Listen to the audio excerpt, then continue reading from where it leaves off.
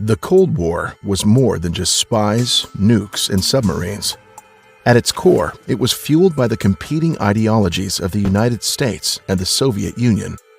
The Soviet Union promoted communism, a system where government officials control the economy and many other parts of life in a country. In contrast, the United States generally promoted democracy and capitalism, systems in which individuals have more control over political and economic decisions. This competition, which started right after World War II, is called the Cold War because, despite some close calls and conflicts, tensions between the US and Soviet Union never heated up into a direct war. So, why did the Cold War stay cold? Well, there are several major reasons. One reason is that a balance of power existed between the two countries. Both sides had enormous militaries as well as their own alliance networks. The United States led the North Atlantic Treaty Organization, or NATO, while the Soviet Union led the Warsaw Pact. Members of each alliance pledged to defend other members if they were attacked. So the attacker wouldn't be fighting with just one country, they'd be fighting with the entire alliance, a prospect that discouraged or deterred countries from attacking any alliance member. Importantly, both the United States and Soviet Union established credibility by taking military action to support their foreign partners, demonstrating that they would be able and willing to follow through on their pledges to use force if an ally were attacked. Another reason the Cold War stayed cold? The deterrence between the alliances was supercharged by a powerful new technology: nuclear weapons. The United States developed the first nuclear bombs at the end of World War II, and within a few years, the Soviet Union produced its own. Both countries built enormous nuclear weapons arsenals, and each had more than enough bombs to annihilate the other. They also built special silos, planes, and submarines to ensure that if attacked with a nuclear weapon, they would still be able to fire their own back in retaliation. Leaders on both sides recognized an idea known as mutually assured destruction.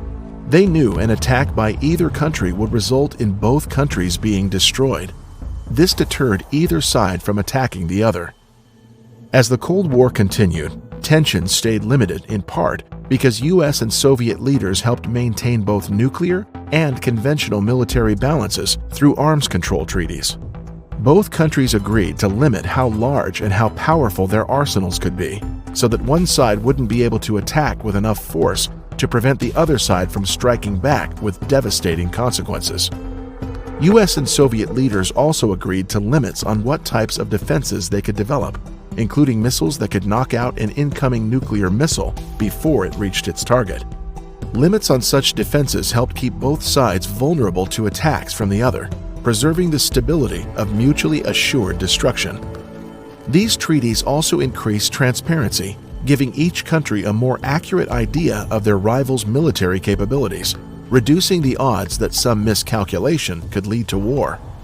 And regular communication between officials in both countries helped avoid misunderstandings and overreactions.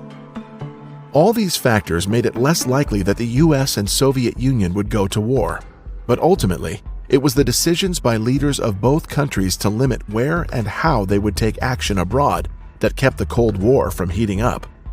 The US chose not to provide meaningful support to political uprisings in the Eastern European countries that the Soviet Union controlled.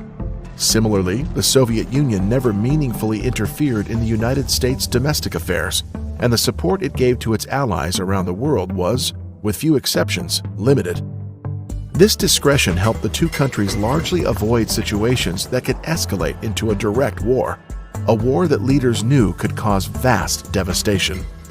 Instead, the United States and Soviet Union competed against each other by intervening in countries that were less relevant to their core security, providing political, financial, and military support to friendly governments, sometimes even fighting directly in those countries' civil wars. It was this type of war, often called a proxy conflict, that bogged down the United States in Vietnam, which in 1954 was divided into a communist North and a non-communist South. The U.S. supported the South's government, sending money, weapons, advisors, and eventually millions of American troops to fight against communist guerrillas in the South, as well as the government in the North. Meanwhile, the Soviet Union provided aid to those communist forces, which ultimately defeated the government in the South. The U.S. effort was a costly failure. Over 58,000 American soldiers died, billions of dollars were spent, and the war caused widespread political turmoil at home. For its part, the Soviet Union in the 1980s paid a large price in the aftermath of its decision to prop up a friendly government in Afghanistan.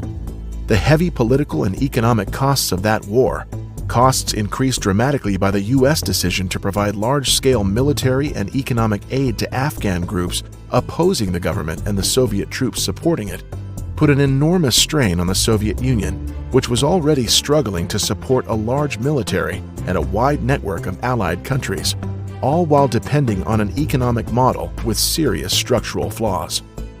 Eventually, it all started to fall apart. In late 1989, thousands of Germans in the eastern communist portion of Berlin broke through the wall, separating it from the free and democratic West Berlin. These images reflected and stimulated disillusionment throughout Eastern Europe with the Soviet Union. Within 2 years, the countries of Eastern Europe had largely broken free of Soviet control, ending the Warsaw Pact, and the Soviet Union itself started breaking apart into separate countries. The Cold War was over, and the United States was left as the world's greatest power as the post-Cold War era took shape.